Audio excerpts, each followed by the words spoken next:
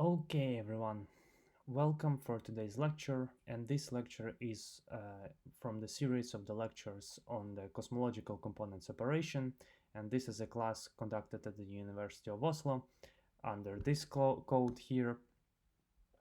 And if you're curious what this is all about, please check our YouTube channel, which is called Cosmoglow.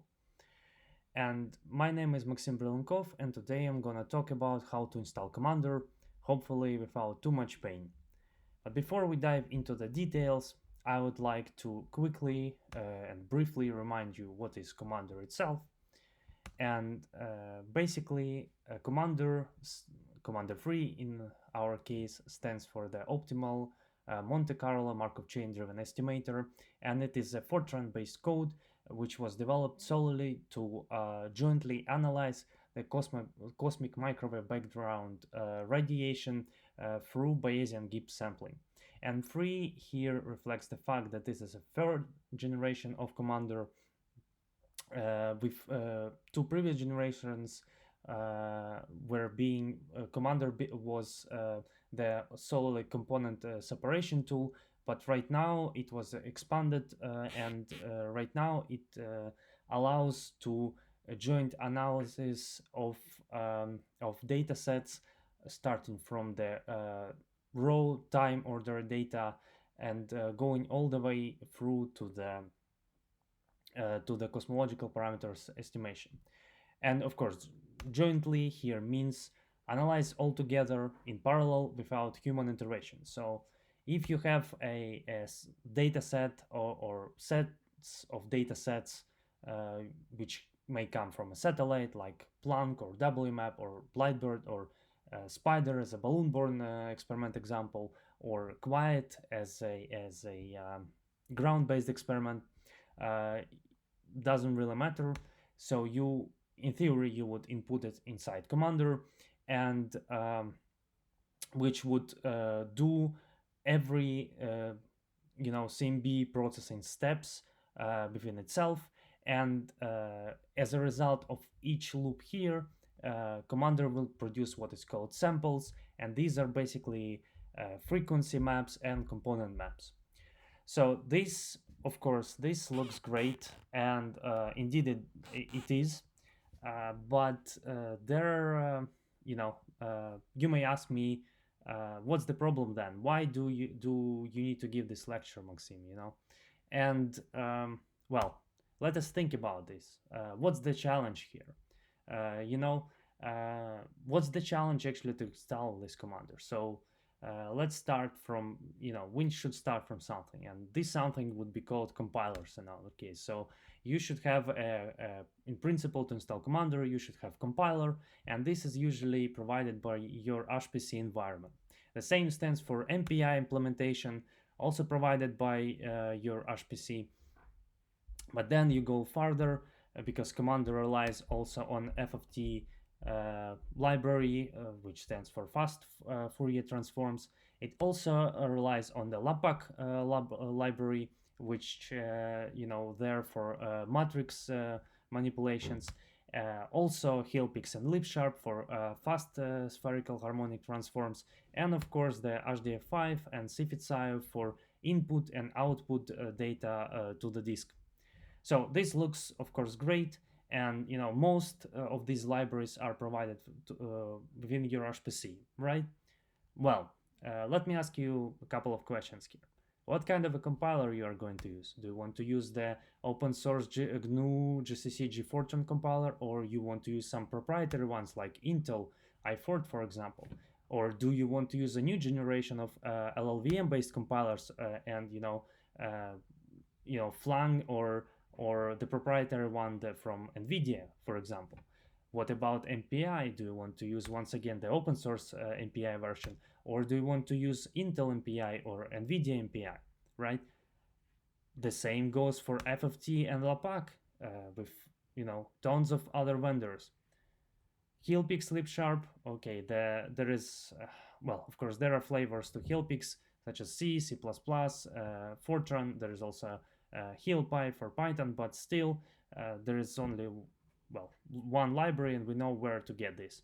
But what about HDF5? Because HDF5 need to be compiled with the same compiler, basically. So if, for example, you want to compile Commander and the Fortran, and your HPC environment does not provide HDF5, you need to compile HDF5 yourself. And to compile it, you just need to know that, okay, HDF5 relies on other sets of libraries such as zlib and zip for compression, and or it can also use libiac, which is open source version, which can be a substitution to a zip library here. And indeed, in the later versions, they switch the HDF5 switch to this library here. Now, what about CFITSIO? Do you want to have a CURL support or not? So if you want to have a CURL support, there also you need to know how to compile it. And these cycles or this circle just expands and expands, and this bag of stuff just keeps increasing. And of course, everything here is also system dependent. So you have your operating system, to work with. And as a last step, probably, and last thing, everything else, everything here is built upon your system architecture. So you also need to understand that, okay, you have an Intel processor, this is one thing, and you can have an AMD, EPIC, for instance, and this is another thing. So what should we do? Well, our approach to solve this problem would be called by one word, and it is CMake. So what is CMake? To quote the CMake developers from cmake.org, basically CMake is an open source cross-platform family of tools designed to build, test, and package software. Yes, but for our purposes, what we need to understand and what is important for us is that CMake is a build system, which does not build your. It is a build system, but it does not build your code. It produces the configuration, via make or ninja files, which will subsequently build your code. Okay, so you will invoke the several steps before you actually can compile your code, but these are pretty easy.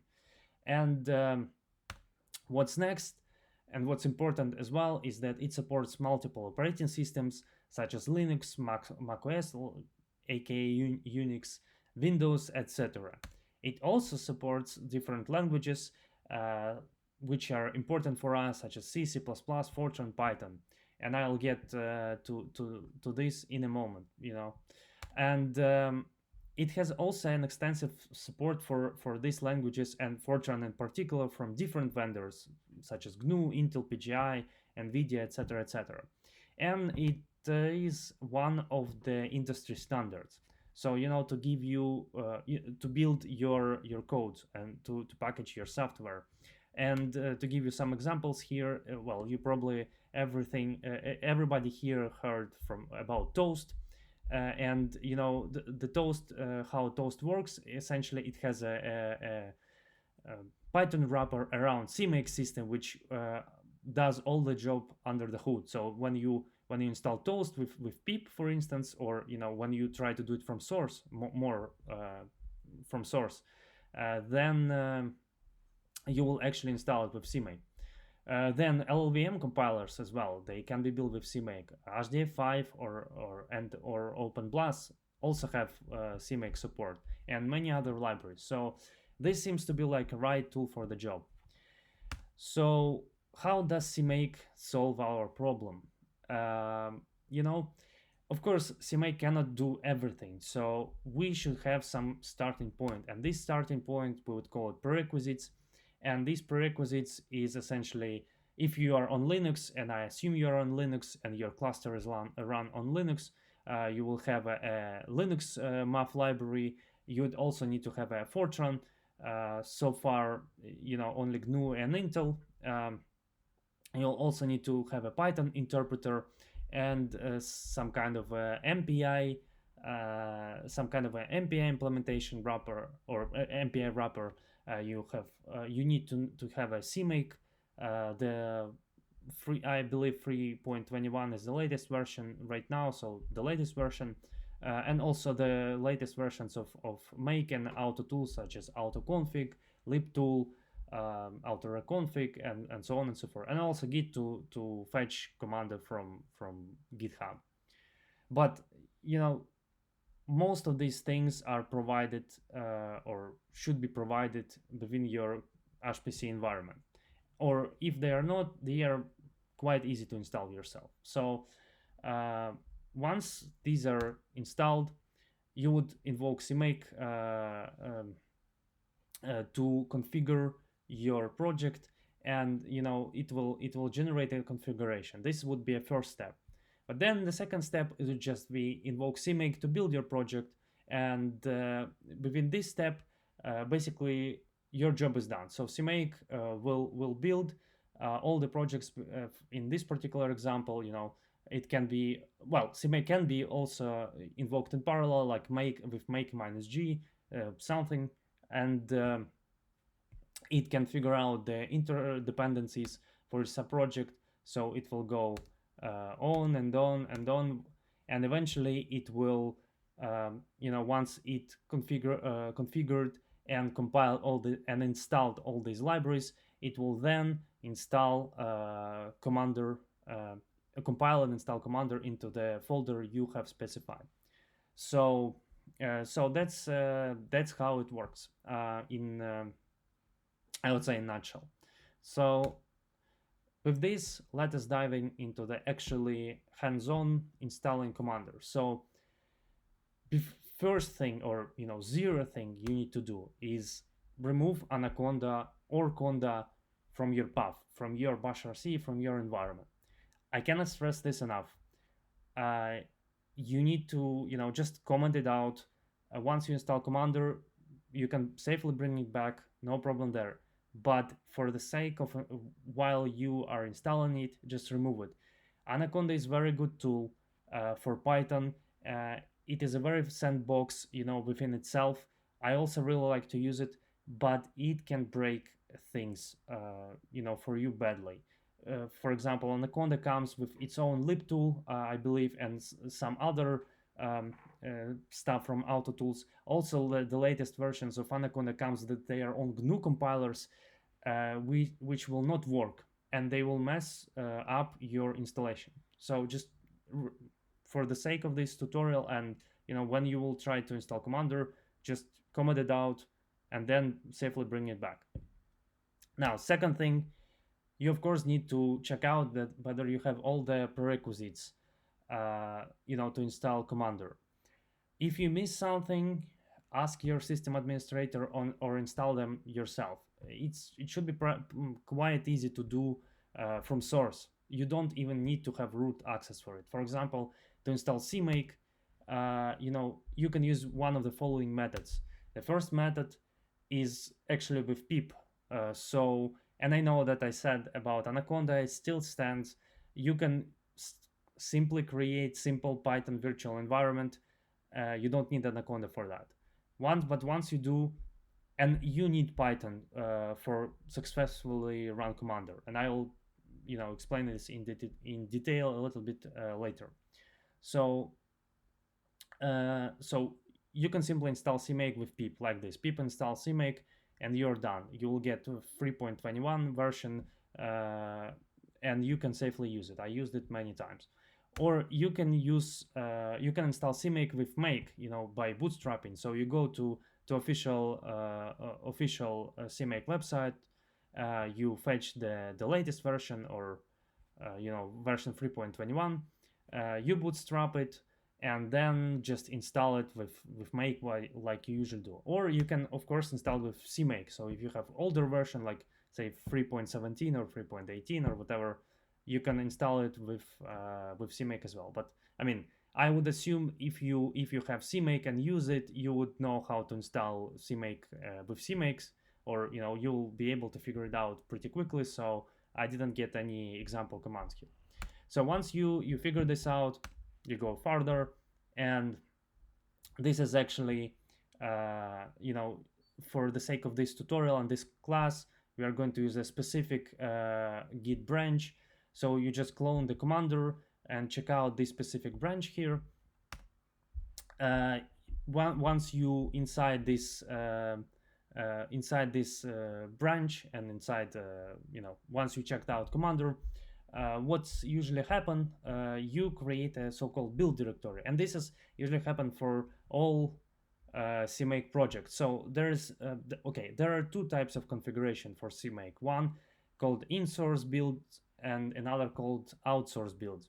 And in-source builds is when you try to build your project or configure your project within the same source or root directory where the main CMake list contains.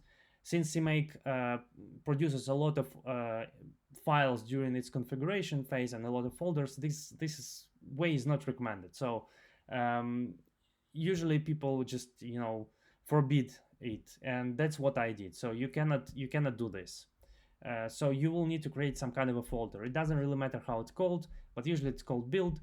So just call it build probably, and invoke CMake from within it.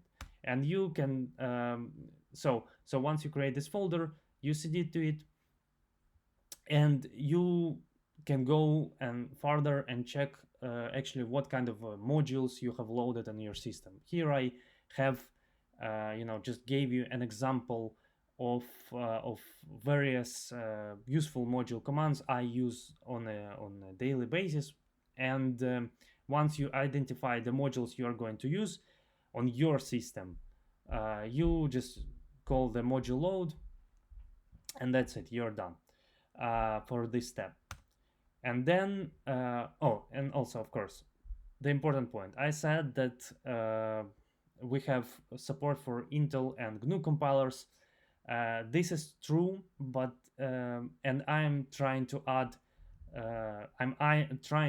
extensive support for GNU, but for now it is in test regime. So we highly recommend, for the sake of this tutorial, just use Intel compilers. They, according to our experiences, mostly of high performance computing centers, they offer you some kind of Intel compilers. Yes, and quite often these are the latest ones. So yeah, just use Intel for now. So once you did all those steps, you can basically invoke CMake configuration. And this looks very long, and indeed it is, but in reality what it does is just basically call CMake binary. You tell it the variables you're going to use to compile this project, and the two dots stands here the path to the top CMake lists.txt. So since you are within one step further into the hierarchy, you just need to tell that, okay, look one folder above to see to find the top CMake list. So this means that you don't really need to create the build folder within your root, but it is convenient. Well, so yeah. Another thing I would like to point out here is that almost all of these variables are really important for Commander specifically. So for example, CMake install prefix, it tells Commander where to install all its library dependencies, which are not present on your system, and where to install Commander itself. So by default, CMake has this user local folder, which on cluster you will not be able to access since you don't have root. So you need to give it some other destination. And usually for debug purposes, I install it inside the build install folder. Since CMake doesn't have, or at least I'm not aware of it, the make clean or make this clean equivalent. So it is very useful to just, if something doesn't work, or, life happens. So you just remove build directory entirely and start anew. It's pretty easy, just time consuming, but it works. Of course, you need to also specify the compilers. And here important that you need also to have C and C++ as well, because CMake will install, fetch and install Commander dependencies, as I said, which are not present on your system. So it will fetch them from their sources and install them from source. And a lot of libraries, they have C or C++ codes, or intermix between the two, or intermix between these three. Okay, so you need to have all three compilers. Plus, you need to have MPI wrappers, and that is why you have these three variables here. And this is also important because if you do not specifically specify this on command line here, and you have a variable defined in your bash RC, or somewhere else, or you rely on somewhere else bash RC or other thing, it can mess up your installation. So you may found out that, okay, you wanted to install Commander with Intel, but for some reason it invoked system CC, which is like, for instance, for CentOS or Red Hat, it can be 4.8 or something version, which will not simply work. So you may have like Intel MPI wrapper or OpenMP wrapper, but it will call, for some reason, it will call the system compiler, and it will just complain and break things. So just always, I know that this command is lengthy, but always try to use this command. And another variable here, just to illustrate that you can in principle invoke all sorts of other variables defined in the same this CMake based architecture, which are defined within this project. So yeah, so once you did and you configure your project, basically, yes, of course, this one as well. So to get the full list of all the variables defined within the project, just add -lh, where h stands for human readable, and in the end of the configuration, you will get the full list of all the variables defined within this project. So yes. And as I said, we're recommending, or I'm recommending inside the build, inside the build folder. So once the configuration is done, you simply type this command, which once again calls CMake binary, build your project within the same folder, within this folder you're currently located, and install the following target install, which is essentially analyzed for every other target. So it's like a list of every other target defined within CMake framework, like Commander3 itself, FFTW, HDF5, KLPix, CURLs, if it's I, etc., etc. And -J4 just means use 4 processors in parallel. Now this is also important. You need to check your documentation and see whether you can use this option or not.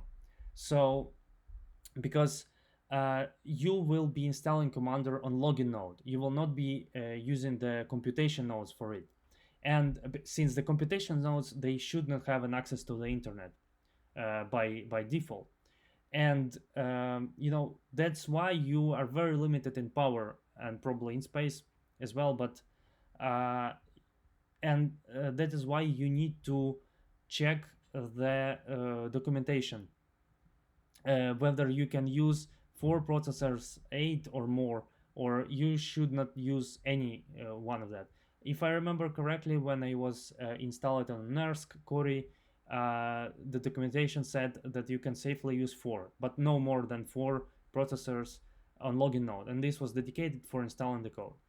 And most of the time 4 worked for me quite well, but maybe it will not work for you, so be cautious here. Yes. Now, that's being said, if this way doesn't work, or work only partially, that meaning that it installed only libraries or did not install some of them, or you were not able to figure out why it doesn't work, anyway, there is still another way to install Commander with the traditional make file which we had before. And this can be done in the following manner. So essentially, you need to install all the libraries yourself, either with CMake or manually. Then you have you know, within Commander root, you should check one of the config files located inside the Commander3 config directory. Then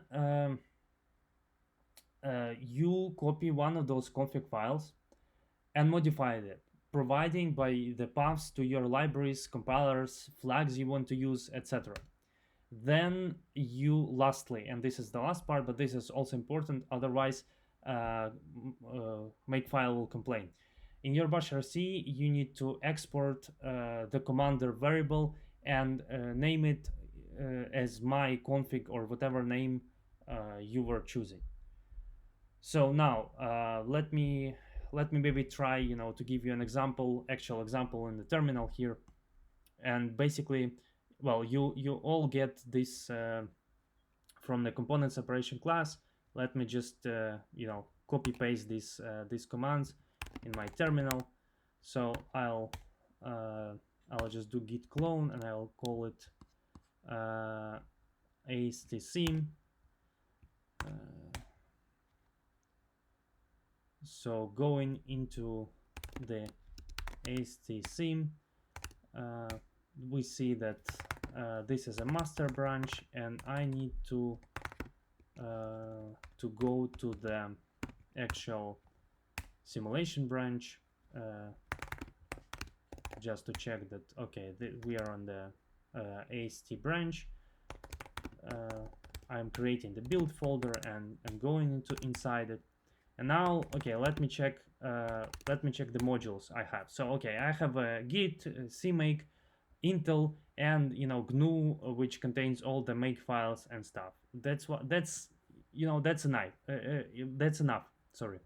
And, you know, just to check, okay, we have Intel Fortran compiler, yes. So since I'm lazy, I'll copy this command here as well. And yeah, and let me just modify the paths as I was mentioning before. So I'll just copy this here, but you can use pwd to, here we go. So the configuration has started. Let me just maybe do this. Okay, so it may take some time on your system to configure. On this local cluster we are having at the University of Oslo, Institute of Theoretical Astrophysics. That's basically pretty fast, and you can, you know, safely take a look on all this stuff written here. Basically the summary of your system, what kind of a processor you have, what kind of a OS you have, you know, your compilers, the flags which will be applied during this compilation to the commander only, not the libraries. Like what kind of libraries were found. For example, it found Plus and Lapac within Intel Parallel Studio. Okay, but it did not find CFITSIO because, well, specifically I asked it not to. So if you take a look, as I mentioned, -LH, since the configuration was done, basically what is called the CMake cache file was produced, which holds you know, information about your configuration, entire information. And you can see also that the make file and bunch of other library directories and files were produced within it. So yeah, so basically you can check out, there are a lot of variables here with some descriptions on them. And yeah, and I have defined by default that you know, it will disable search of HDF5 on the system, and it will disable search for CFITSIO, I guess, and FFTW and other libraries here. Yes, but you can play around with it and check what works for you. Now it's time to build the project, and I know this command is quite lengthy, and for me I don't have this limitation because it's our local cluster. Luckily I don't have this limitation of having only 4 processors, for compiling Commander. That's why it will be quite fast, but for you it can be slow. So another thing I would recommend, try to use this from your screen. So create with screen -s, capital S, in the name of your screen, and try to compile it there. Just start the configuration, and you can combine this install command with your configuration command. So as you can see, it's configuring the heel picks right now. It already downloaded stuff. So for example, the heel pick source is a target I defined, which tells that you have downloaded the source, which means they're completed. Now it also performs configurations and installations for HDF5 or FFTW here, and it does it in parallel. So for me it's quite quick, but once again for you it may be quite long. So just bear through it, do it once, and then you can run it, which will be explained in a different tutorials and different lectures. Yes, but let's just give it a couple of probably seconds, minutes to finish the build and installation.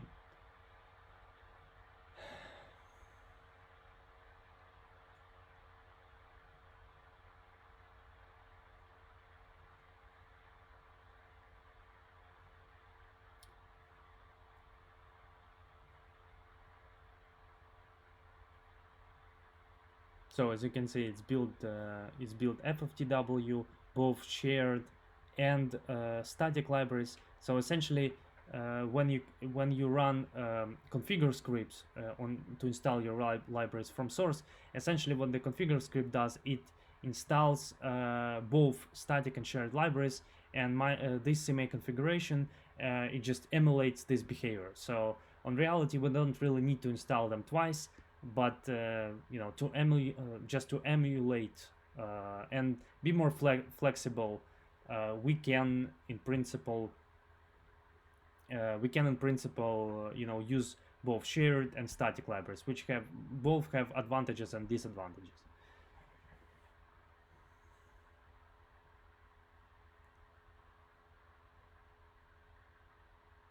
And of course, as I said, it can take some time. So for example, HDF5 is quite big library, and if you don't have BLAS or don't want to use the system BLAS, this build, as was mentioned before, it can install OpenBLAS by default, and yes, and it can take also quite some time. But now it's already, so it configured and installed and compiled, installed all the libraries, and now it goes straight to the compilation of Commander itself, so the target Commander3 here.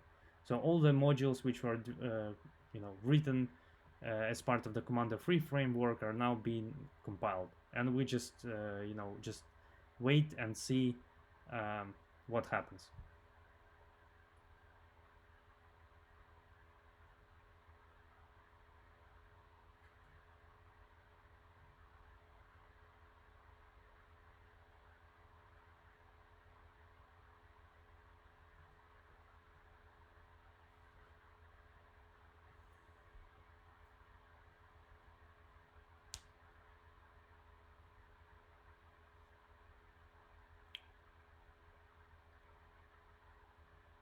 With all the modules and submodules, well, it can of course take quite some time, because it depends on who else is running on the system, and yes, but as we can see, so okay, it successfully linked the executable and built target Commander3, and the configuration of this project, which is called with release with debug information, was produced.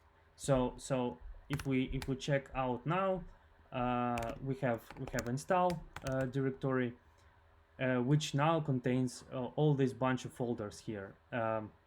So if we go to lib folder, you can check out all these libraries with static and shared. Here were built successfully within CMake, and we can go to binary and check out that the Commander3 binary is produced.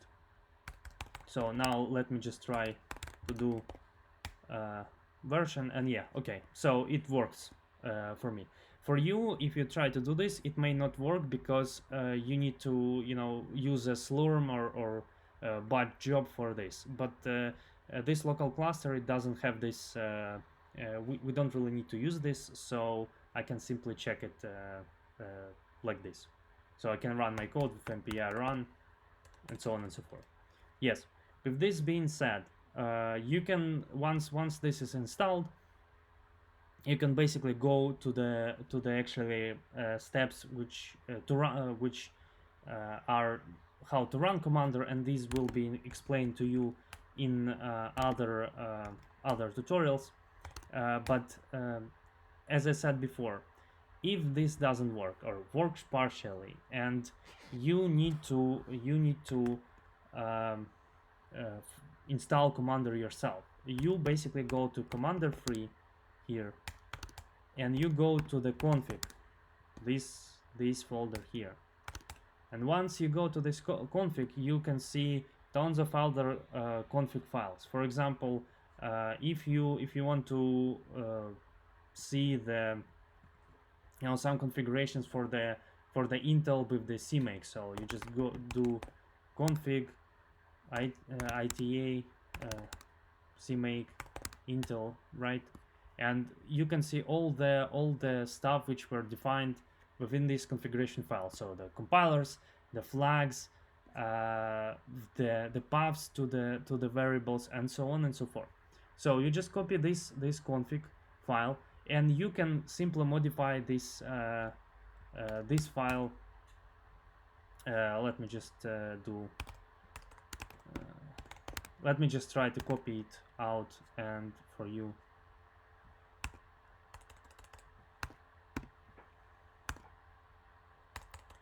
And I'll just call it test or something.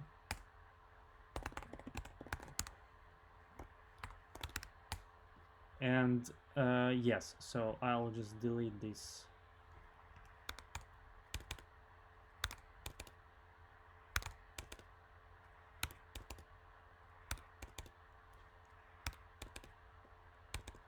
Okay, so I'll export local, I'll export build, and I'll remove this. So okay, for me that was quite easy because this folder was already configured beforehand, to incorporate all the variables. But you need to do some extra work, but it should not be that hard, But of course, it can be tough. So during the sessions, I would be glad to answer all your questions. And last thing, what you need to do is actually export Commander variable and say, and it will be called test right after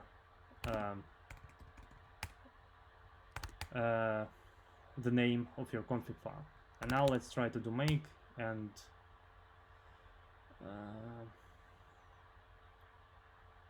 basic commands. Excuse me, I made the mistake. Right, yeah. Be careful not to, of these typos and other stuff. So now it basically uses the make file, and it's quite easy to understand what's going on here. So it has an MPI Intel wrapper around it with the following flags, and it compiles all these modules here. Yes, just give it some time. You can actually, I can also use the, I'll say 8, so it will just speed up things. And of course, if you break the job with either CMake or makefile, the job was stopped for some reason, you can safely resume by retyping the same command you did before. So You can also, by the way, since CMake produces the make files, you can use make -g8 and make install as well. So the CMake build dot dash target install is basically a wrapper around make -g in this point. And this is done because CMake can produce also Ninja files, which is basically a different build system.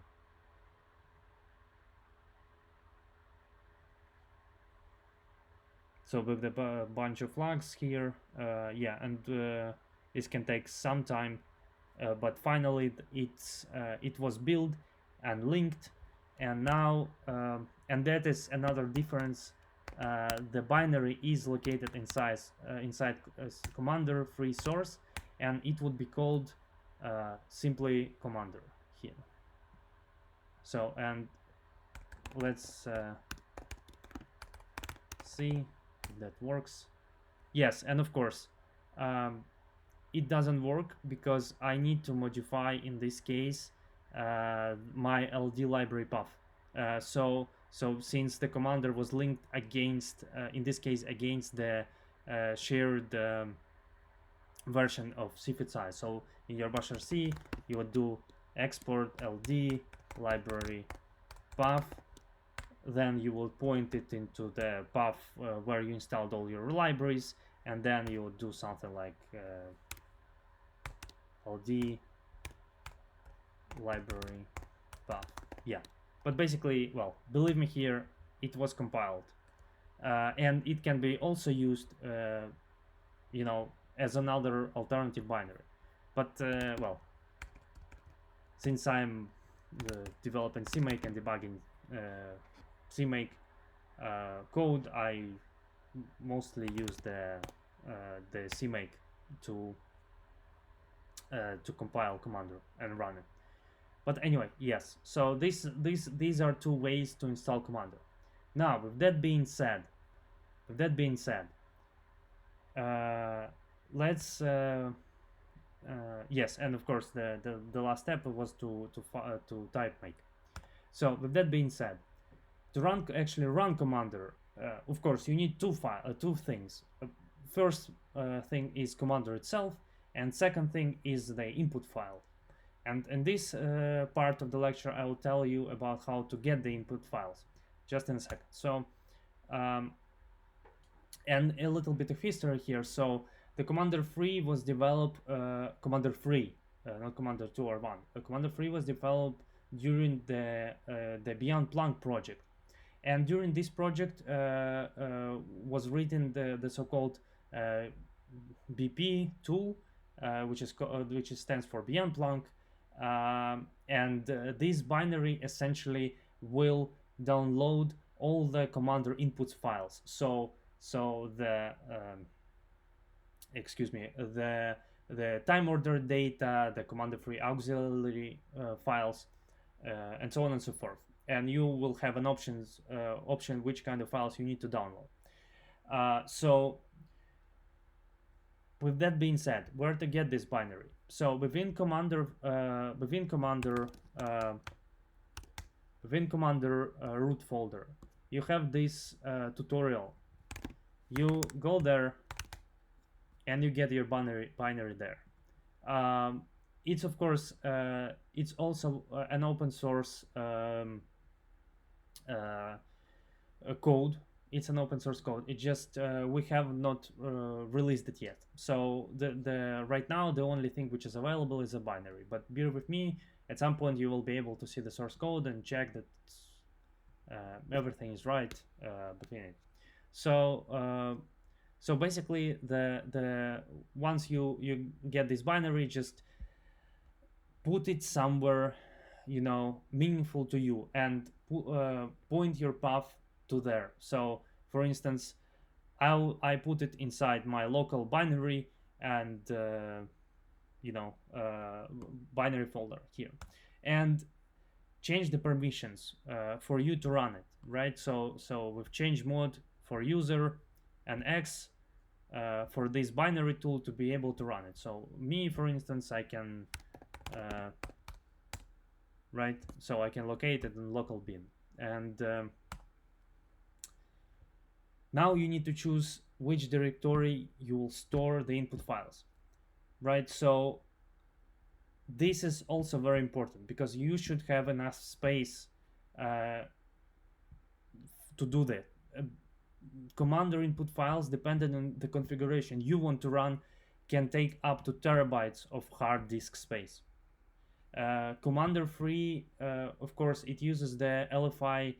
For example, LFI TODs, they are Huffman compressed, but it's still a lot of data there, right? And still a lot of files which can be downloaded. So it can take up to terabytes, and you should be careful with that. So once you have identified the place you want to run it, right?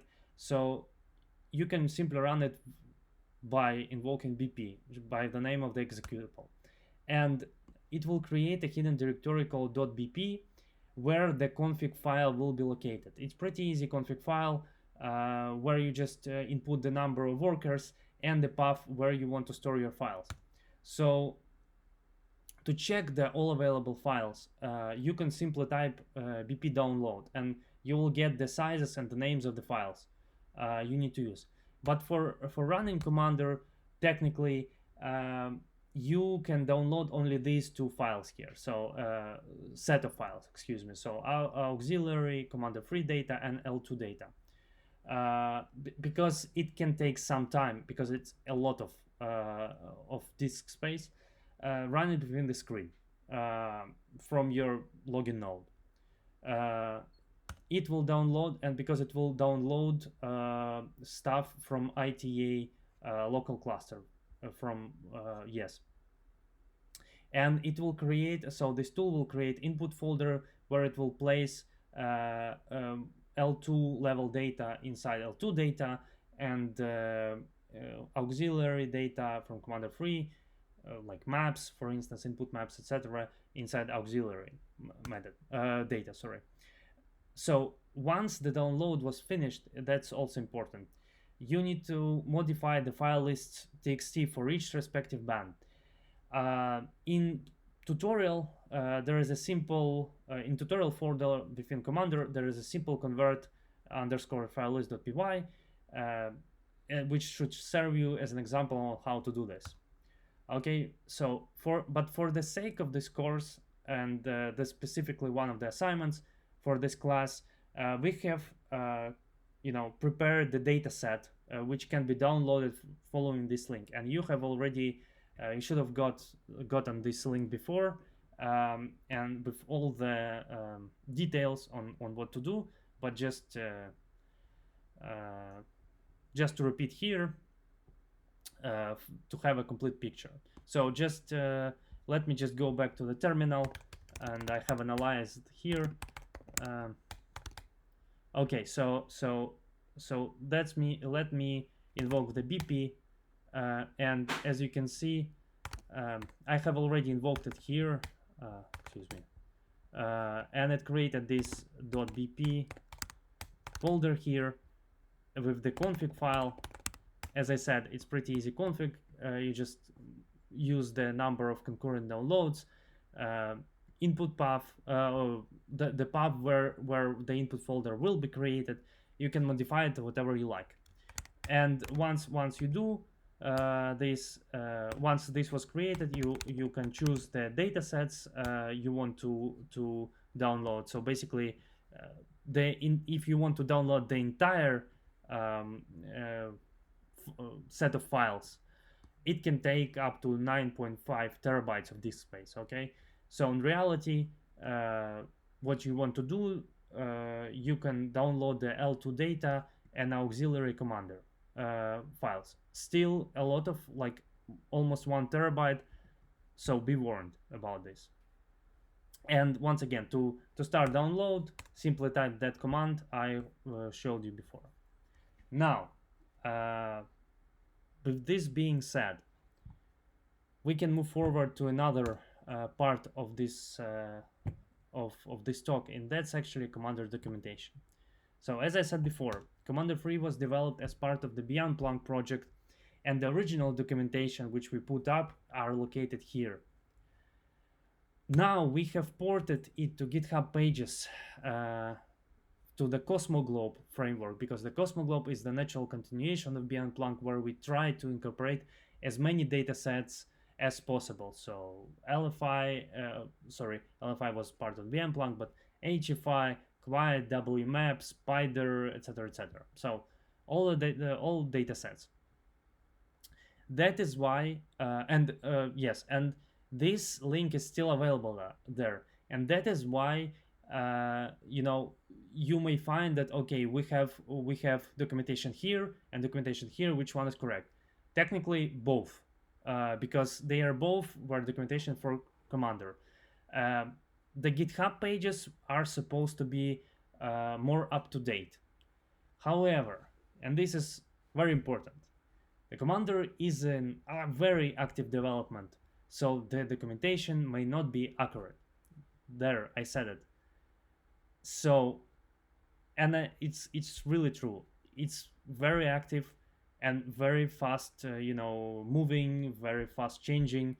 So whether it is CMake or the Commander code itself, the documentation which were put up months ago or 2 months ago may not reflect the changes which are happening right now. And my experience is that the Commander from half a year ago is a different Commander. So yes, the same stands for README file and other parts of the repo, as I already hinted here.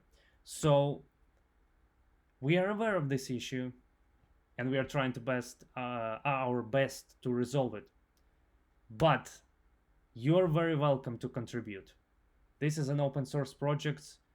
We need volunteers, and if you have time, energy, desire to work on a real world application which is used in an extensive amount of experiments,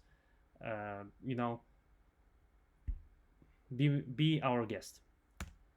So with this being said, last thing, Commander contains bugs. What a surprise. With the current pace, it is unavoidable. So there are bugs in both Commander and CMake system. We are aware of that. So you're very welcome to contribute to fix it. So I would say the general procedure to do this would be to fork the project, to locate the branch you found the bug on. For example, the entire development right now is happening on development branch, whereas the master, which would be later on merged into master, but master is for releases only right now. And every person in our collaboration or the project are working on their own branches. They can create multiple branches. So the good starting point is just to start with devel and look around for bugs here and there. But for the sake of this tutorial, of course, just try to find the bugs, if any, or inside this AST9240 Commander branch. Don't use development, use this branch we were talking about. So yes, so once you located this bug you want to fix it. Then create a pull request, and just please give us as much information as possible about the bug and what you did to fix it, or your suggestion how to fix it.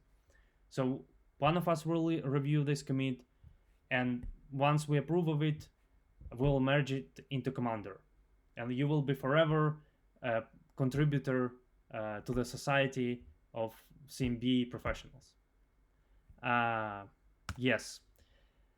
So with this being said, there is a dedicated forum created during Beyond Planck times, so it has a Beyond Planck on it. So where you can ask questions, and it's mainly dedicated for discussions there. But you can of course simply open an issue on GitHub and notify us about any bugs or other errors you have found. And with this, the lecture is finished. Thank you very much, and I'll see you in the tutorials class.